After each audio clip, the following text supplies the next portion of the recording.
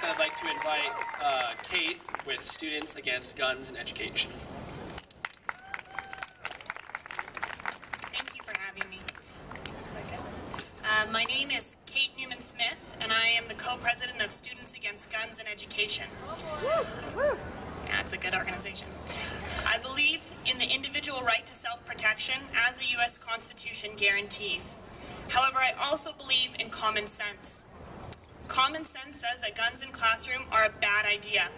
A recent UA student body poll found that over 70% of students agreed that guns in a classroom are a bad idea.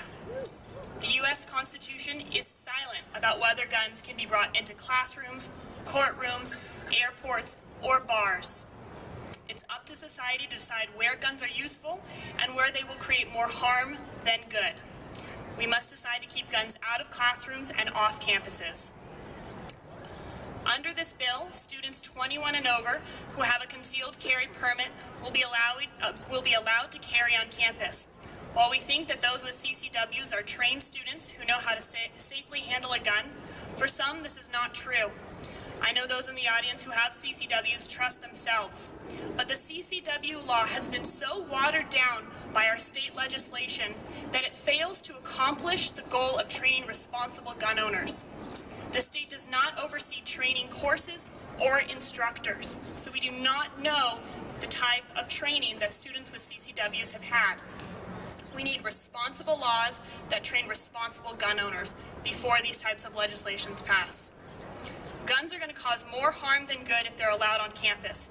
We all know that where there are guns, there will be more gun accidents. And do we want those accidents to happen in classrooms filled with students, or a party, or in a dorm? Recently, in Utah, where guns are allowed on campus, a student accidentally shot himself, but thankfully he survived. We do not want these accidents in our Wildcat territory. Additionally, there's no limit to the number of guns you can bring onto campus under this bill. How many guns do we really need? 1, 2, 20, and AK-47?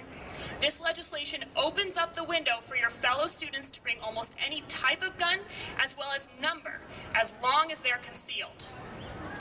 These are just a few of the severe unintended consequences of this bill. If we're going to pass gun laws, they need to address these problems. Everyone in Tucson knows people who should not be allowed to buy guns can legally. And let's talk money. If this passes, guns will be banned from classrooms. We've already heard from the university. So Arizona schools will end up having to pay close to $13.3 million.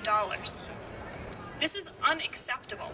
The U of A alone will have to spend $6 million next year.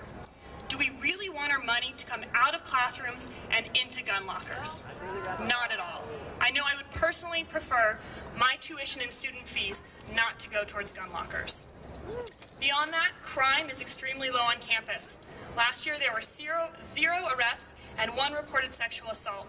Obviously our campus is safe, but if people are really worried about crime, we need to have this conversation. This legislation is a solution to a problem that does not exist. The Arizona Constitution establishes a mandate to educate all students as nearly free as possible. The priority of our institution is education. This legislation detracts from the constitutional mandate of the state by driving up costs and detracting from the educational priority of this university. This guns on campus legislation is creating a problem, not solving one. We do not have the money to throw away and the time to fear for our safety while at this university. We need sensible legislation that addresses real problems. Thank you.